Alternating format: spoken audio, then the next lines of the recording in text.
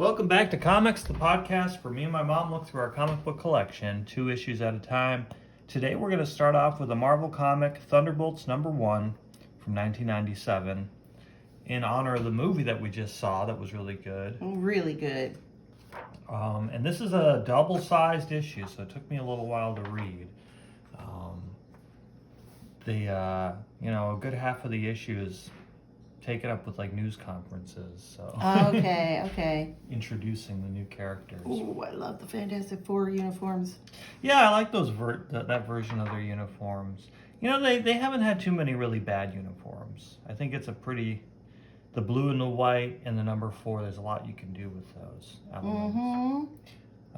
But yeah, I remember this coming out because I remember my friend Al had this comic, and I didn't have this comic until recently. I won a auction for a ton of Thunderbolts comics for like $30. I got like 100 comics. Wow. Yeah, I have a ton of Thunderbolts now. So I thought we'd go through #1, and since we just saw the movie, it'll be interesting to see how different the original concept was. It's crazy that this was already almost 30 years ago already? That's crazy, yeah. Because it seems like a new concept. Right? But I guess it's new, when you compare it to a lot of these characters were 30 years before that even. So I thought it was cool that they had this Cartoon Network of the Johnny Quest series, because I remember I think they rebooted it as a modern animation, because they used to play the reruns of Johnny Quest on Cartoon Network, and I remember watching a bunch of them in a row, hoping that we would see that big with the spiders, daddy long leg robot kind of thing, the spider robot. And we never saw that episode, I don't think. No.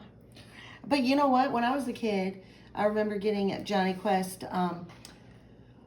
It was this thing where you got this sheet that was like wax paper, and then it had all these graphics on it, and then you got a board that was like a background in the series, and then you take a penny and you'd rub that on there. It was like doing how people put things from a Cricut on things. Oh, okay. But after putting them on the background, it was like, I wonder if these work on the walls and on the windows. Like you made an etching on it, and it made a design. Yeah, you'd rub it and it put it on the whatever you were putting. Like when you put wax paper on a penny and you trace over it and it makes the image. Is that what you're saying? No, it was like printed on paper, like wax paper. Oh, cool. And then you'd put it backwards, and then you'd rub the back of the paper, and then image would come off on. So we had them on the windows and on the walls. But it was cool. So this team started right after the Heroes Reborn and Onslaught sagas. Okay. And that's what this intro familiarizes us with. That's why we have the original Avengers and the Fantastic Four, and it's talking about how it's just been weeks since they all sacrificed themselves. Thor looks really weird during this era. Yeah, really modern. That's not his best version. Why does he need like cheekbone holders? That's a weird look. Captain America looks pretty classic. Iron Man, he's got a weird neck thing that he usually doesn't have, but it's generally pretty. You kind of expect that with his character because he's always building new armors. Right. And it's funny, you see the Fantastic Four, but she actually doesn't mention them by name because the Thunderbolts are kind of more of an Avengers-related team. So anyway, she's talking about how they had sacrificed themselves. And what happened in Onslaught was a creature that was created by both Magneto and Professor X's consciousness is like merging into a being of psionic energy. And it had like a big armored shell. It looked like a big robot, basically, that kind of looked like a buff version of Magneto with a purple-red kind of color scheme. And they cracked that shell in the Onslaught saga by getting Hulk really mad because the madder he gets, the stronger he ges, So they just made him. Nobody could damage Onslaught until then. And having cracked his shell, all his psionic energy was like leaking out, and it was going to kill the world. So the heroes like absorbed it or walked into the energy to dissipate it, yeah. yeah. And it brought them, everybody thought they died doing that. But it was really an excuse for Marvel to reboot the Avengers, Iron Man, Captain America, Fantastic Four. I think those were the main ones. They didn't do it to Spider-Man. They didn't do it to the X-Men. But like some of the classic characters, I think some of their sales had been going down. And what really happened is not only was it an excuse to reboot them in the Heroes Reborn saga, it was an excuse to let the Image-based creators, so Rob Liefeld, Jim Lee, people like that, take creative control for them. Gotcha. Because I think a lot of those people got their start in Marvel and DC and the big two, and then they started their own company, and it became wildly successful because of things like Spawn and started competing with them. So this was the way for like the bigger publishers, Marvel and DC, to jump on that, I guess. I'm not DC in this case, but anyway. That's interesting. And it's funny because that Heroes Reborn saga, I think they lasted about a year, like 12 issues. I think I've got all the Fantastic Four ones, and I've got scattered issues of the rest of the characters, but they're kind of looked poorly upon, and they weren't super well received when they came out. But they particularly, in hindsight, if you've ever seen that weird drawing of Captain America in profile where his chest is all sticking out and anatomically funny, yes, that Rob Liefeld's drawing is from the Captain America Heroes Reborn saga, and so it's kind of an infamous thing. The Fantastic Four was better than the Captain America series. So she's standing in wreckage in New York. It doesn't really say what neighborhood, just a thriving, friendly, middle-class neighborhood. And there was a Sentinel attack during Onslaught. So not only did Onslaught Onslaught himself like wreaked a bunch of havoc, but he summoned a bunch of Sentinels to attack humans. I remember the first time I saw those Sentinels, and it just foretold the end. They're just so big and relentless. Ugh. Yeah, they're kind of like a Terminator or something like that. Yeah, but they're huge. They're so tall that they're pretty scary. I love those classic covers, like the classic X-Men Days of Future Past, where the Sentinel's blasting Wolverine and killing him on the cover. Anyway, so they're recounting that to the news, while in the background, Hallie watches the news crew from across the expanse of rubble. If she could reach them, she'd be safe, but to reach them, she'd have to cross open space, and she's learned to fear open space these last few weeks. Open space and what might lurk in the shadows, but she's starving. So she does try to go into the daylight, only to be captured by this guy who's in almost like a chameleon-like mask from Spider-Man. He has that kind of blank mask. Says, "No use struggling, kiddo. That's chloroform you're whiffing, and it'll have you out in seconds." I think most people would be able to gather if you have the rag over their mouth, it's probably chloroform. Right. He's letting us know. So the news presenter continues to talk about like the aftermath of losing the Avengers. She says, yes, the heroes sacrificed themselves for us and saved the world one last time. But what of the other menaces out there? What of the threats that remain, like the subterranean lava men? And the other races said to live beneath the crust of the earth. I know, I like that. The first thing she thinks of all the things that could grow, she's not like Galactus or Doctor Doom. She's like, what of the lava men? Many have lava men on their minds. Or she says, what of the extra-dimensional invaders like Blastar, the self-styled living bomb burst? Or more earthly dangers, like the supervillain group called the Frightful Four. Right. Which has changed its membership over the years, but never been permanently vanquished. I like how she clarifies, like, they've had some roster changes, but they're still evil. As I think the original Frightful Four from Fantastic Four was the Wizard, Medusa from the Inhumans, the Sandman, not Hydro Man, but Sandman, and Paste Pot Pete. He changed his name to the Trapster because Paste Pot Pete is stupid. He can't have a glue-based supervillain. He used to shoot his glue gun at the Human Torch and like snuff him out, but they changed him to the Trapster. So he still has a glue gun, but he's branched out into other types of traps. man. They're not just glue-based traps. He went to Michael's and diversified. Yeah. So I don't know who that lady is. I know this is Claw. Yeah. She And does Hydra not look Man, as I familiar. mentioned. And so they're saying, we lost our best protectors in the Avengers. What are we going to do for all these Kind of like in the movie that we just saw, where they're like, Yeah, it was interesting to see, even though this is from way back in 97, that the Thunderbolts, it draws pretty heavily from Brian Michael Bendis's New Avengers run, and it kind of mixes it with the premise of the Thunderbolts. So it's kind of, it's cool that they did their own thing with it. It's not... yeah. I don't think it often works out when they're slavishly devoted to the comics panel by panel. Mm-hmm. You can definitely go too far off track, but I thought they did a nice job of They did a making really it good its job. its own thing. So they also mentioned one of the Masters of Evil, the virtual battalion of super criminals, many of whom are currently at large, including their leader Baron Zemo. So I think that's Mr. Hyde. Yeah. Oh, he's a creep. Tiger Shark, I think. I don't know. It looks like the Wasp, That but looks she's like the clearly Wasp, not but- the Wasp. The Yellow Wrecker, Jacket? is that what his name is? Well, Yellow Jacket was good. I don't know if Yeah. they appropriated and there was an evil Yellow Jacket. But I'm not sure who this guy is. Moonstone, I think. Not sure who the electric guy is or this guy. I think actually this guy will be revealed at the end. I can't remember his name. So, Baron Zemo, he's pretty well known. And a bunch of other B-list, C-list kind of guys. See your D-list. So we cut to the wreckage of that Sentinel neighborhood, the Sentinel attack, and we have some people talking on a walkie-talkie. He says, "This is 14. I'm on my way in.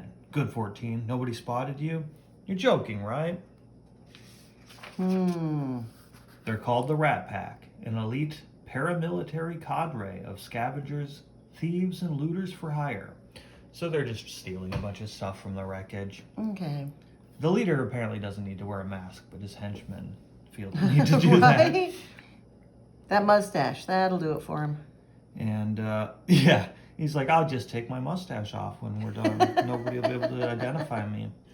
So they're confronted by this new purple American flag weird mask sort of. It's weird because you have like the Whoa. indentations of where a mouth and eyes and stuff would be, but they're kind of like Yeah, the but they're drawn suggestion. here that's way more open and Right, the eyes are more defined here, and then he's kind of smirking, but further away it's a lot more abstracted. It's a weird mask.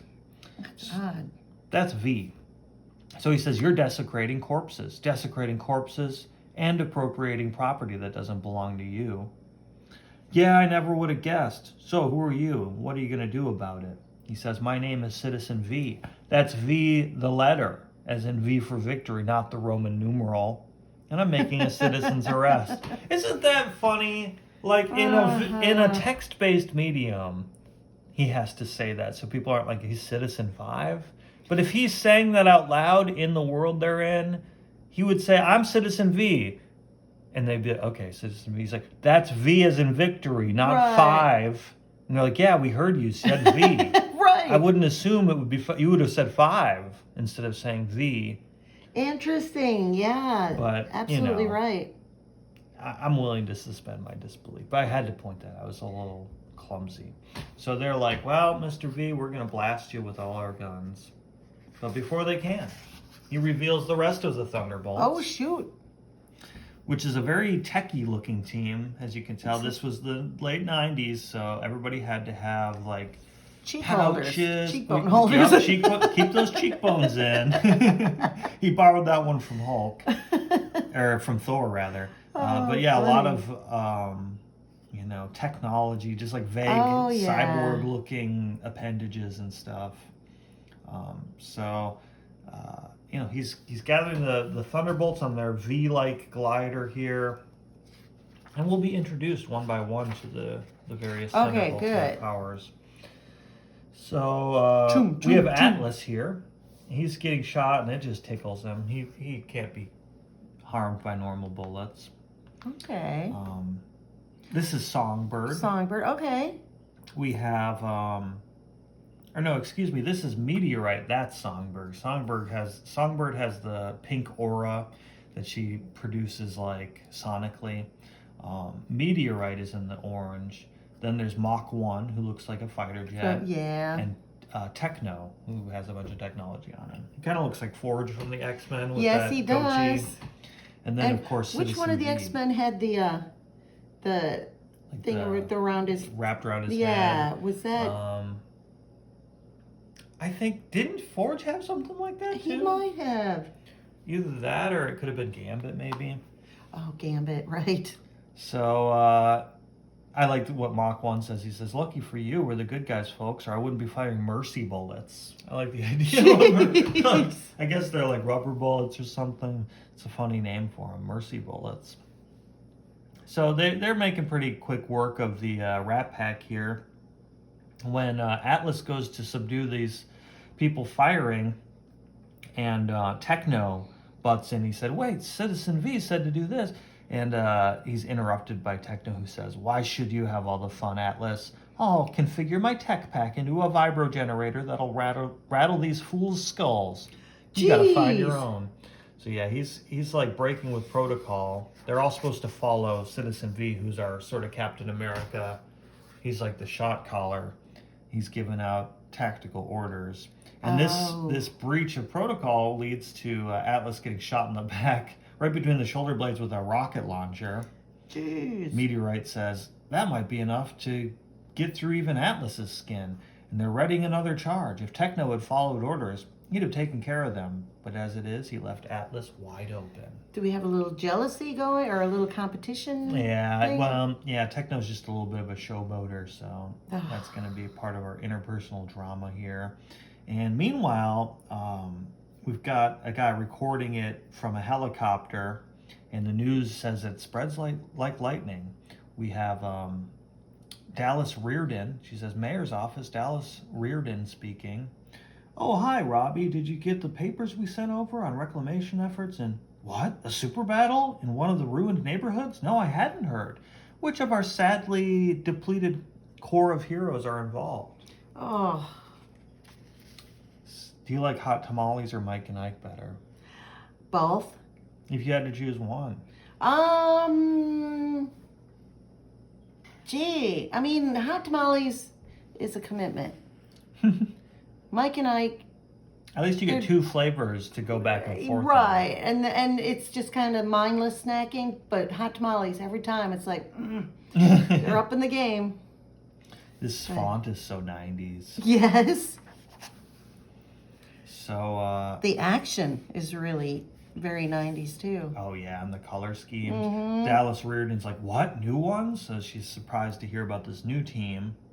A lot of what Citizen V is supposed to do, I guess, is, you know, he does this iconic kind of pointing with this sword pose. It looks good. That's probably why he carries around the sword. I like that the sword has this little hook on the end of it. That's kind of a cool touch.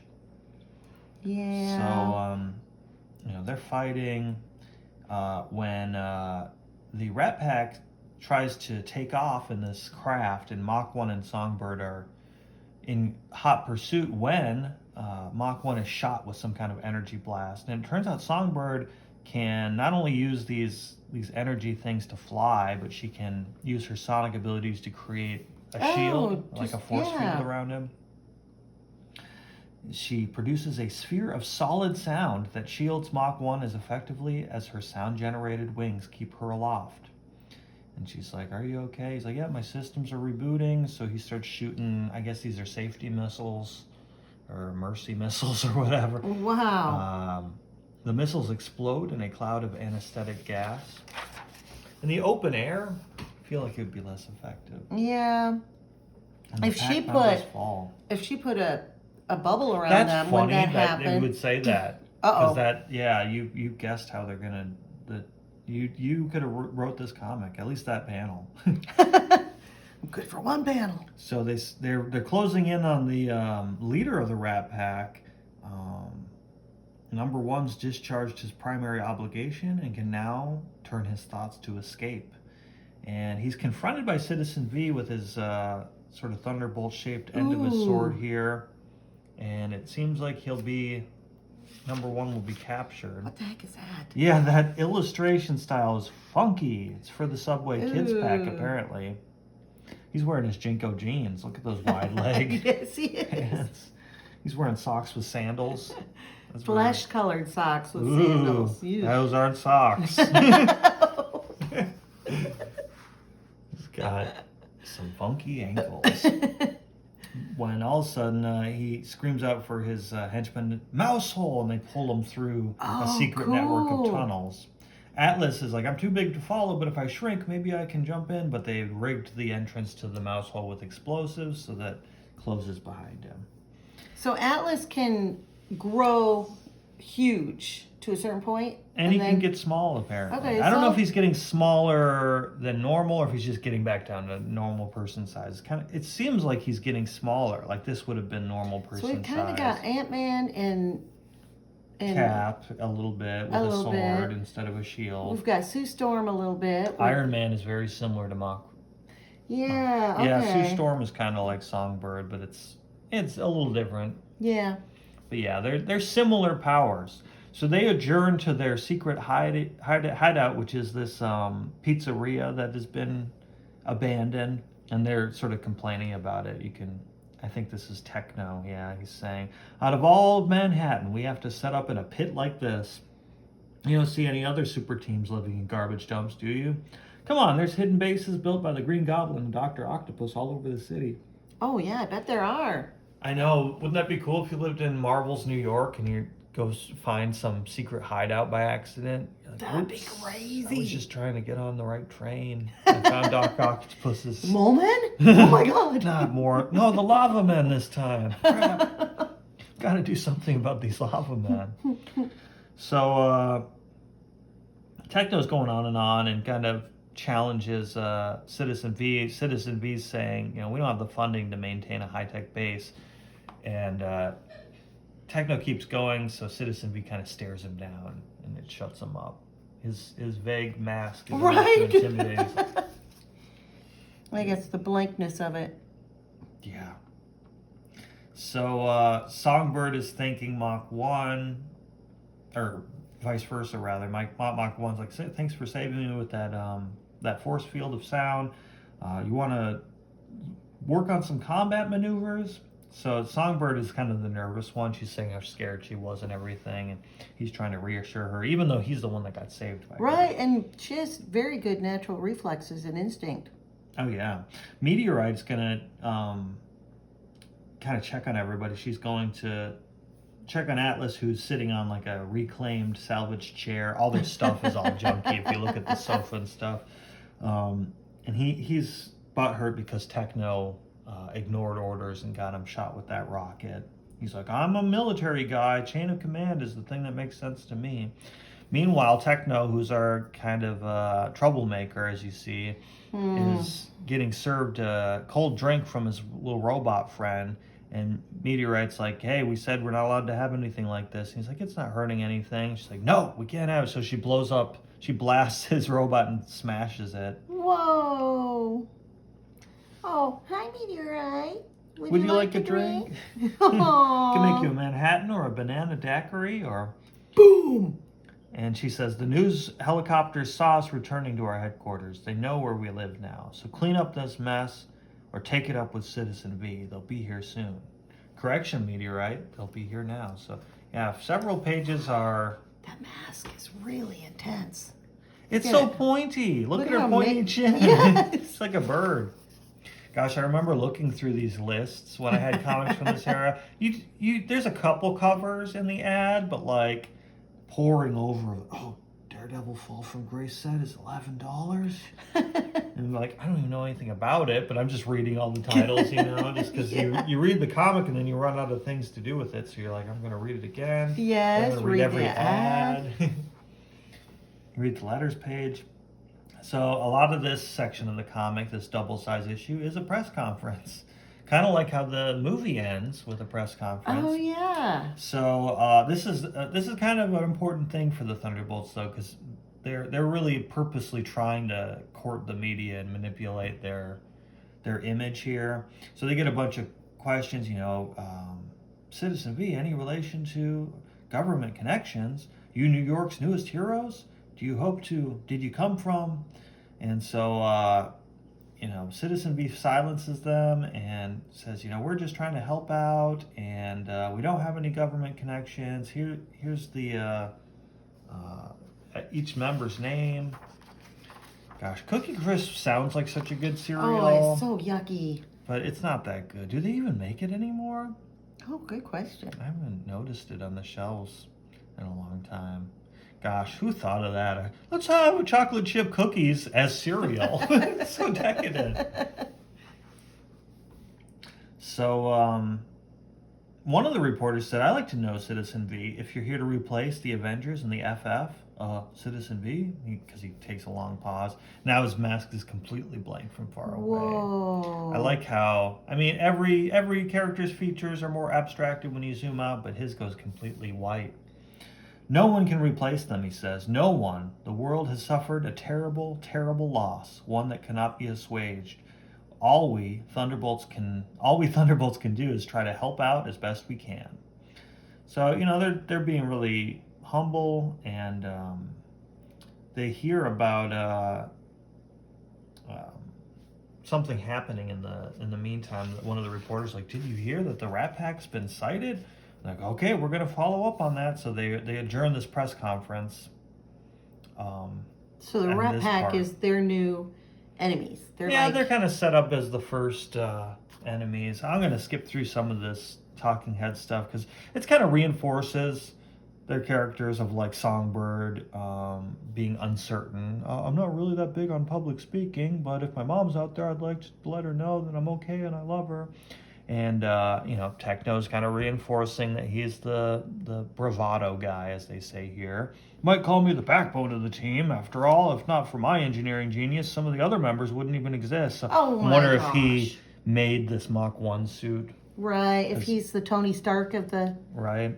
So Mach 1 kind of advertises his suit as anything a fighter jet can do in in less than half the space. So he's like a walking fighter jet, I guess. That's crazy. Like, okay, you say the Rat Pack has been sighted? Well, let's go get them.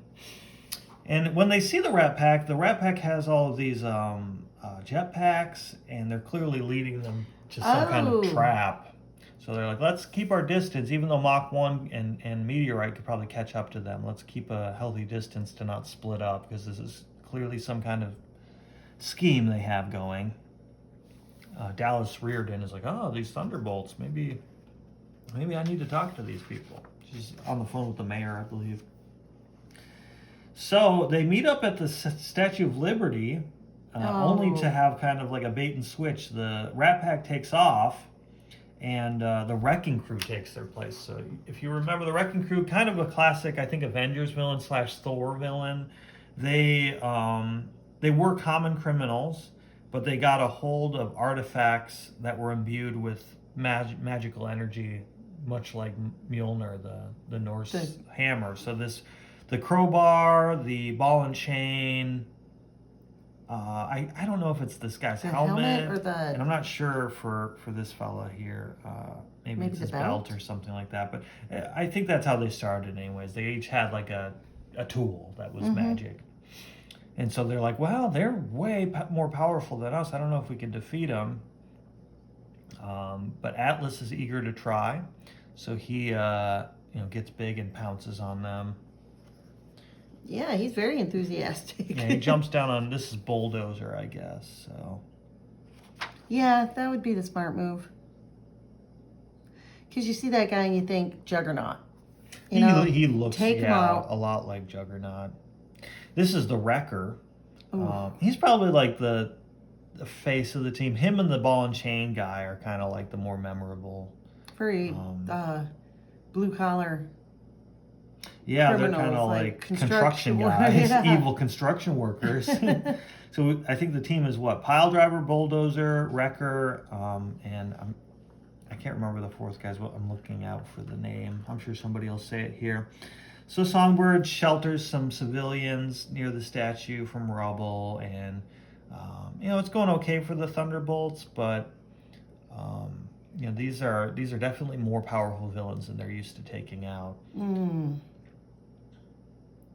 So it looks like Citizen V is about to meet his match with the Wrecker when Atlas steps in and pounds him from Whoa. above. Atlas turns, though,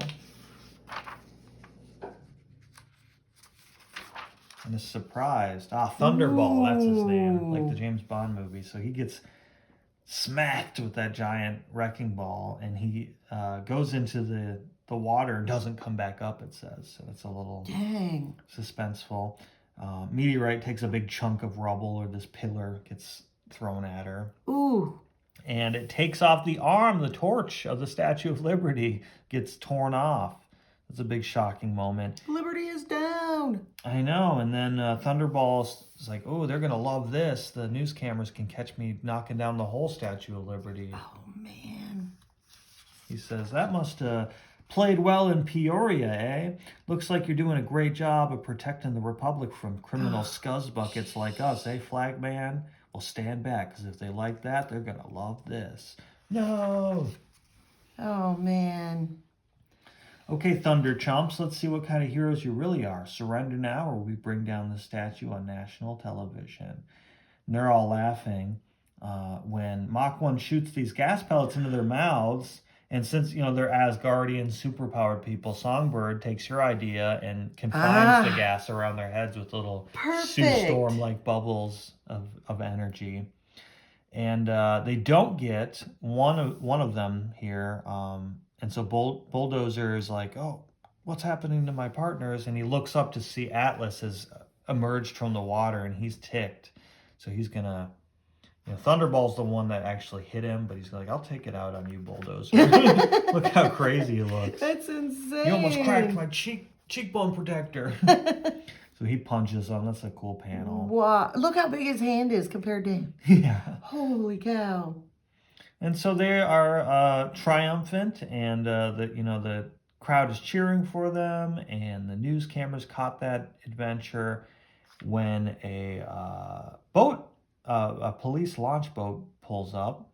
Ahoy, ahoy, the Thunderbolts. I'm Dallas Reardon, Citizen V. I'm from the mayor's office. The mayor couldn't be here himself, but he asked me to come to thank you, to congratulate you, to welcome you to the city, and to offer you whatever assistance we can.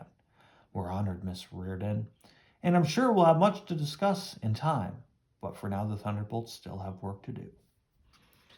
Whoa. And so not only did they save the day, they're actually staying behind to do repairs. And the journalist is kind of saying, like, unlike many others, this batch cleans up after its messes. They're welding the arm back on, Techno is. Oh, and I like this little note here. The city engineers have pronounced the repair work to be stronger even than the original construction.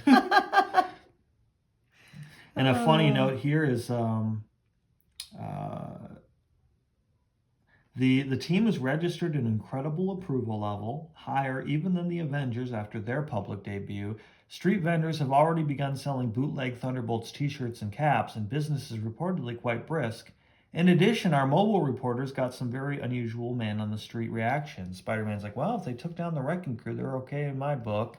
And you might not remember this team, but from the 90s, there's the New Warriors. Oh, yeah. Nova, Speedball, Night Thrasher. I think that's Namora, maybe. It's Namora's sister or cousin or something like that. And Black Widow apparently didn't get killed with the rest of the Avengers. And she's like, oh, the Thunderbolts sound good to me. But she's kind of alludes to the fallen heroes that she's still mourning. Oh, and in our world... that was a nice way to dovetail it with the MCU, is she's the one that's being mourned, but also, Cap is gone, Iron Man is gone in the movie universe, so there are some similarities. Yeah. The Thunderbolts are back in their ratty little lair watching this on TV when Citizen V emerges, and he's very Doctor Doom looking under the mask. Yeah. Citizen V, your face. So I guess Songbird at least hadn't seen him. Not a pretty sight, is it? You would prefer it remain hidden behind a mask, eh? Very well, but not the mask millions have come to trust today. Instead, I'll wear a rather older mask, a mask with darker association. What? The mask of Helmet, 13th Baron Zemo, and the leader of the Masters of Evil. You have done well, my Thunderbolts. Or perhaps I should use your other code names. Fixer. So Techno is really Fixer. Mach 1 is really the Beetle. Songbird is really Screaming Mimi, which is a hilarious name for a villain. I'm not really familiar with Screaming Mimi. Yeah. Goliath is our Atlas. That is pretty similar to his original. And Moonstone. Appearance. And yeah, Moonstone is Meteorite, which is a pretty similar name to Moonstone, Meteorite, Goliath, and Atlas. The other ones, like, yeah, Fixer and Techno, I guess that's pretty different. Or Mach 1 and Beetle, I'm not going to see the similarities. They got a little lazy with the naming at the end. And we do come full circle. If you remember in the beginning, we had this girl running through the rubble. Now she's in jail. And so it's saying, Hallie Takahama prays desperately for someone, anyone to save her, but her prayers remain unanswered. So we'll have to wait for issue 2 to figure out, well, are they really villains or heroes? Who is this Takahama? But yeah, that's sort of the premise. So you see kind of shades of what inspired them, but still quite a bit different. And this series goes on for, a long time. Like I said, I got over 100 of these issues in a lot. And I think the premise is Baron Zemo is planning to gain people's trust and then do something evil. Right. But eventually they do become true heroes because they want to rebel against that and be like, we actually like being heroes. And so I think they get rid of Baron Zemo at some point and say, we like being heroes. We're not going to turn on everybody. I was going to ask you, have you gotten to a comic where they've gone bad yet? Gone good, maybe. Maybe. Well, they start off bad, pretending to be good. They become really good and swear off their evil, I think, is what happens. So, but I'll bring some more issues on to a future episode, and we'll see how it develops. Our DC issue today is a much more modern comic. It is, and this is not a character we have a lot of in our collection, so I'm excited to see it. I know him more from, I think he was in the Justice League cartoon, and his character design is so memorable. I definitely have seen him in other DC comics, but Metamorpho. The Element Man. Yeah, so this is number 5. He's covering up his own title. Yeah, I got this up visiting in Detroit and went to Free Comic Book Day. And this is like, what, the Metamorpho family then? He's got a dog, he's got a plane lady, a skeleton man. We will... Featuring... He's an element-based hero. Rex Mason, the Element Man. And Lorania? Is that an I? Or Urania, that's like you. Urania Blackwell, the Element Gal. Emily Sung, the Element Woman. Metamorpho, the Element Hound. And Algon, the Element King. Wait, Metamorpho is Rex Mason, but he also calls his... Oh, Metamorpho. Metamorpho. There's that... Oh, I didn't see that spelling change. That's funny. Algon. He looks like he's so distinguished. I like how Algon is billed after the dog. Yes. Last but not least. Yes, and who's our mystery villain? Follow the clues. It's an elementary. So, I like this art style. Yeah. The color scheme is really good too. Look at his feet, like hands. Ooh, yeah. What's up with that? And so, their power is basically that they can turn into any element that's in the human body. Okay. And morph. So she's like a big bomb. Is she the same one that's a plane in the cover? Mm-hmm. Yeah. She likes turning into an inanimate object with her face on the end of it. It's kind of a plastic man. Yeah, it's strange.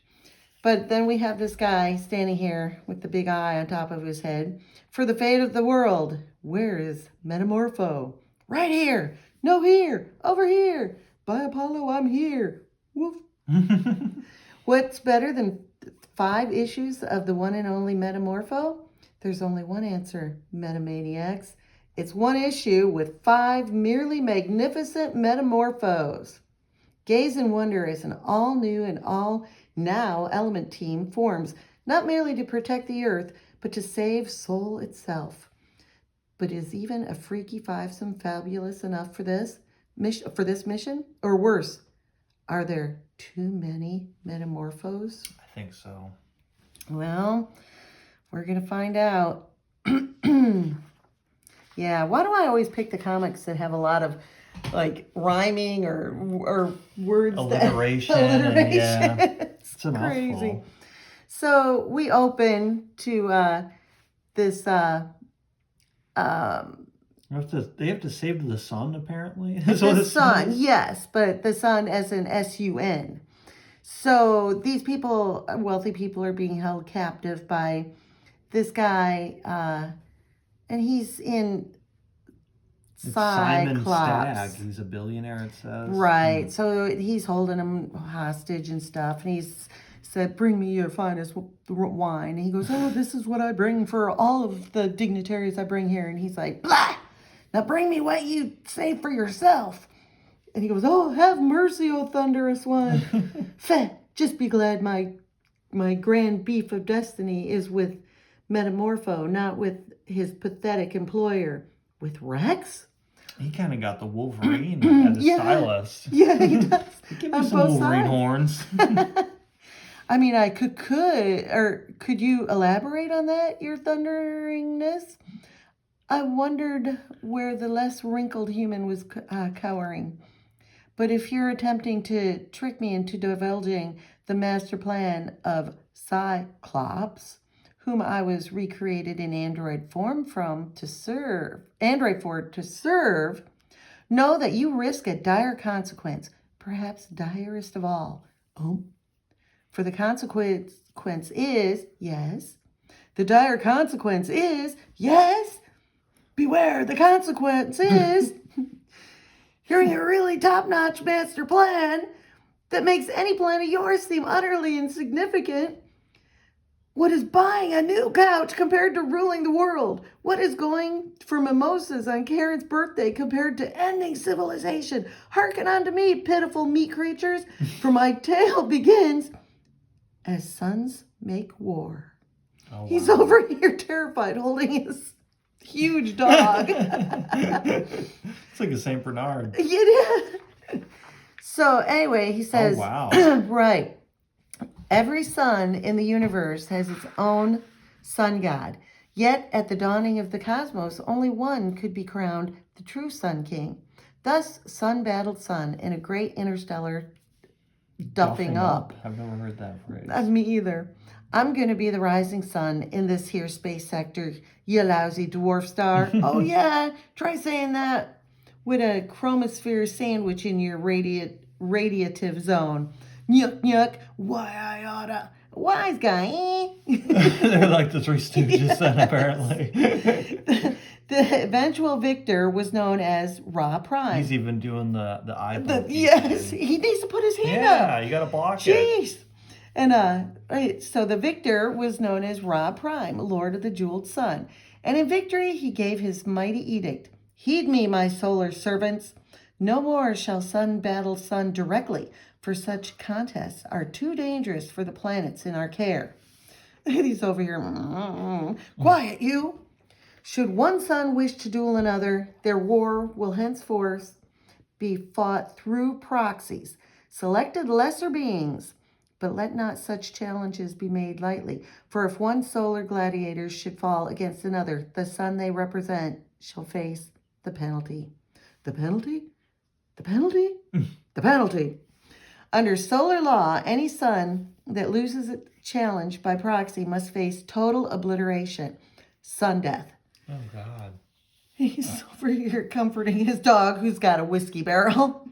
Great Jasper. Oh, yeah, what are those dogs called that they put the Saint- rescue? Yeah, Saint Is that Saint Bernard. Yeah, Bernard's? Okay, yeah. I thought it was a different one. And Great Jasper, so the mystery meter that created the Element Man was no accidental asteroid, but a cosmic recruiting situation or station for the sun god Ra's chosen champions. And just as our sun creates all elements from its nuclear core, my Rex can become any element in the human body. Correct. And the poor fool doesn't even know it. That's where you're wrong, Mean Green. His big ears. Yes, because I was listening in to the whole story with ears of sound-conducting aluminum. Rex, be careful. He's modeled on your toughest ever foe, but his eye beams are even more powerful. I dig the danger, Saf, baby, but I'm just too mad to care. See, I just learned that everything I know is wrong, and it's traditional to take that out on the messenger. Here's tungsten in your eye, little man. Ow! No matter, Mason. You can get as many lucky hits as you like, but I only have to hit you once. Oh, I love the coloring on this Batman ad. The black really adds some texture. Makes It looks very leather-like. It's very, very nice. But you could have put the QR code in a more discreet place. You got to put it right on his costume. Oh, it's a podcast. That's cool. That's a great way. The sound waves. That's a great way to... Somebody's got a podcast reading comics. No! We're the only ones that do that, right? And guess who? Cute stuff. Ah! My eye! My sensitive eye! It burns! Whoops, looks like my hands were made of flaming phosphorus. What's with this monkey guy? He looks like if Bruce Wayne was a monkey. Yeah. And they don't they mention him a little bit, but I think it's we'll get to it. But whoops, looks like my hands were made of flaming phosphorus. Let me give you a nice cooling eye bath of liquid nitrogen. Ah! This way, everyone. Evacuation protocol. But Java, what about Rex? What if he can't beat that mechanical misfit, even with Elemental Gal's help? Pray he can, my dear. So I think he's like their security. Okay. Security monkey. This is a really great cover, too. Yeah, looks like it's a murder mystery. On Mount Olympus. Wonder Woman Batman crossover. That might be fun to check out. Yeah, I'd love to check that out. Wonder Woman 20. Okay.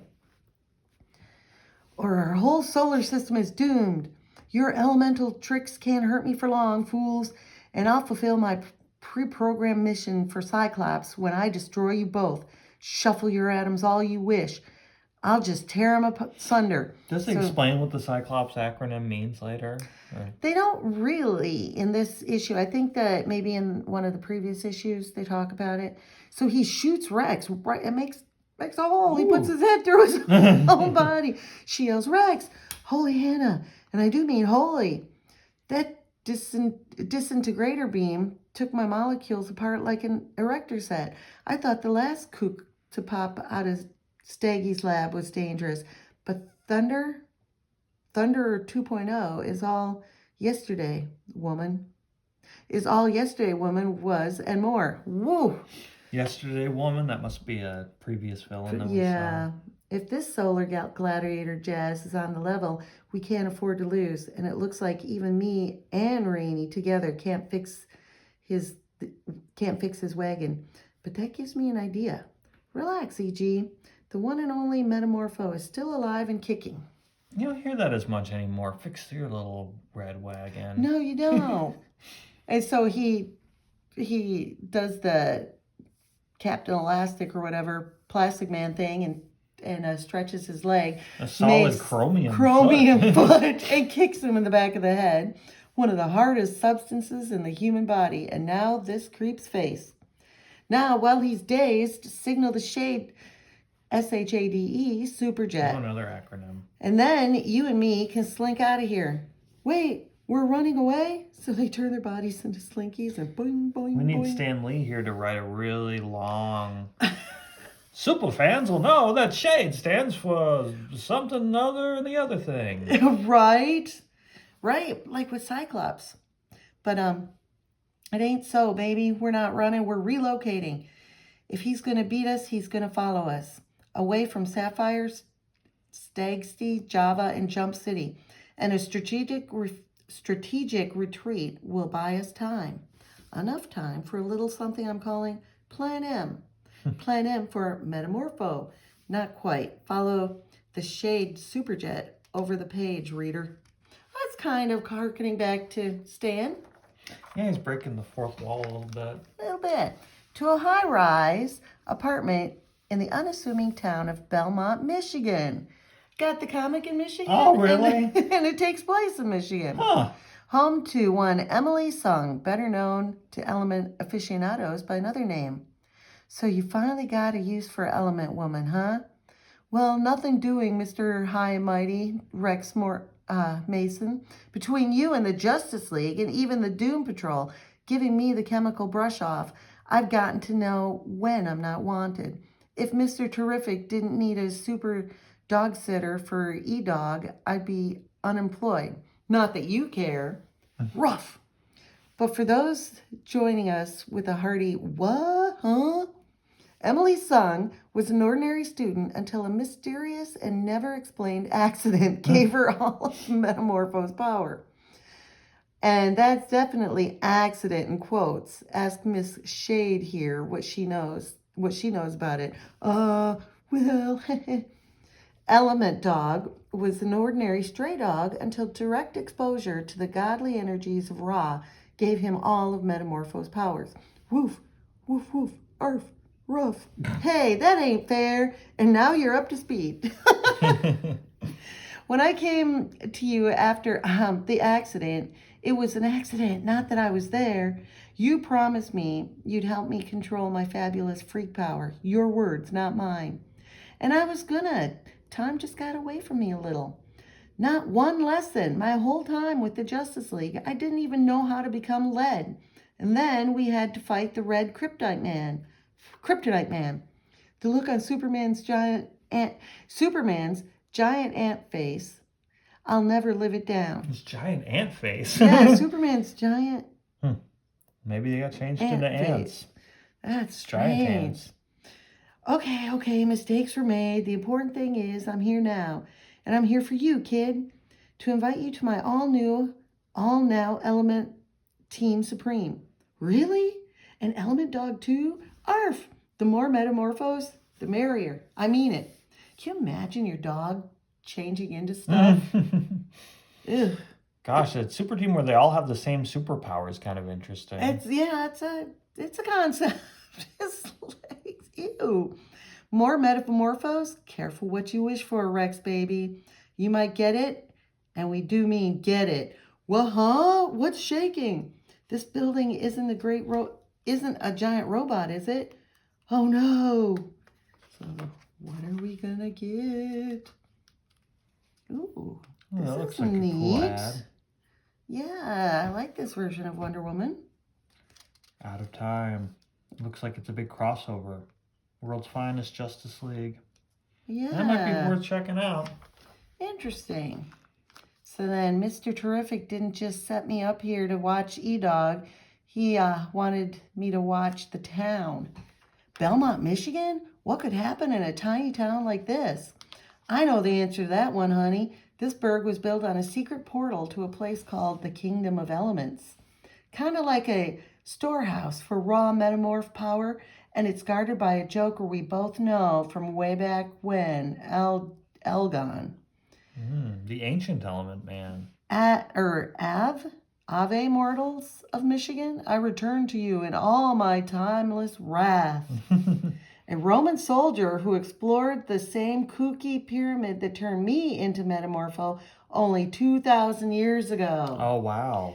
Metamorpho sent me back to my elemental prison once, but I swear to Apollo that he shall never do so again. Oh gosh, he's grabbing that guy by the head. This woman's screaming.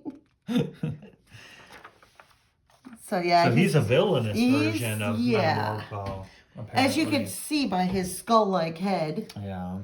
Nor will any other metamorph. I like how they're paper planes. They've got to be like totally dive bomb, you know? Yeah, they're a little front heavy. Hold on, baby, it's not like that. You lie. But your modern science will not best me. I need no complex chemicals to seal your fate. Only simple hydrogen. Evasive action, element team. Things are hotting up. And speaking of, last time I saw Aljon, wasn't he sinking into a blazing volcano? Another of Ra's portals, Rainey. My guess is they're all over, feeding us element folk a steady diet of freak power. Then 4 of us together must have widened the portal, just enough to let Elgon out. It's nobody's fault. You couldn't have known, Rex. Though you did know about the Kingdom of Elements and Elgon and Emily and the dog being here. Rex, what? Does Shade have a monopoly on way out schemes? It's all according to plan, Rainey.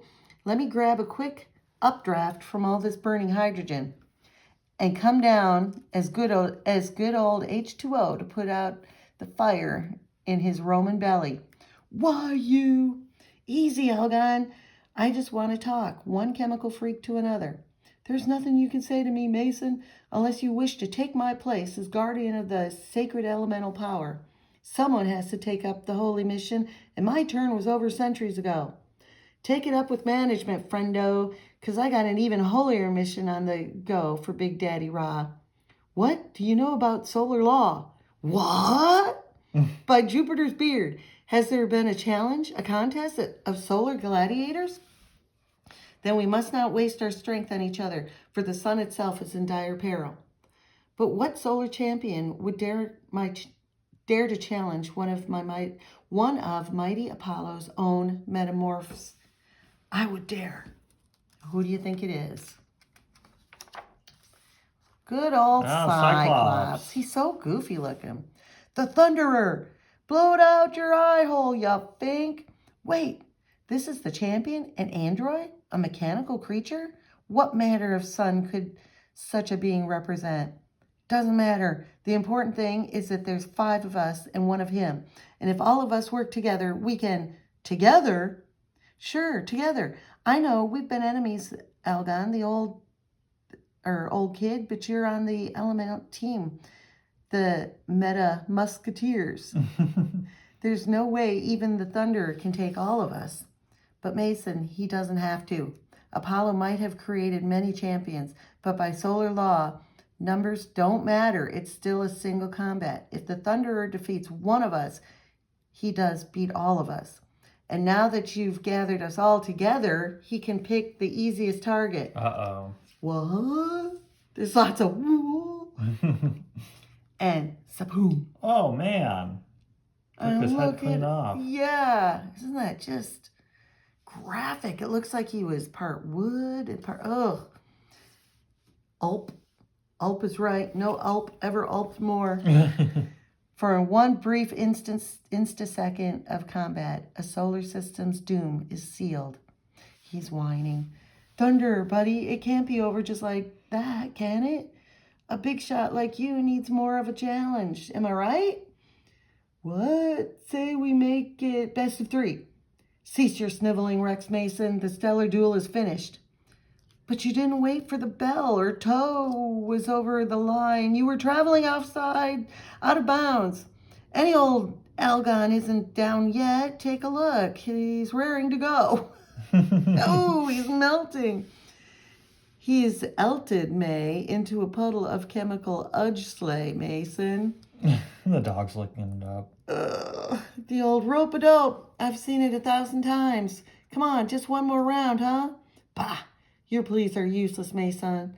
Solar justice must be. I feel strange. Something is wrong inside me, but how? Wait.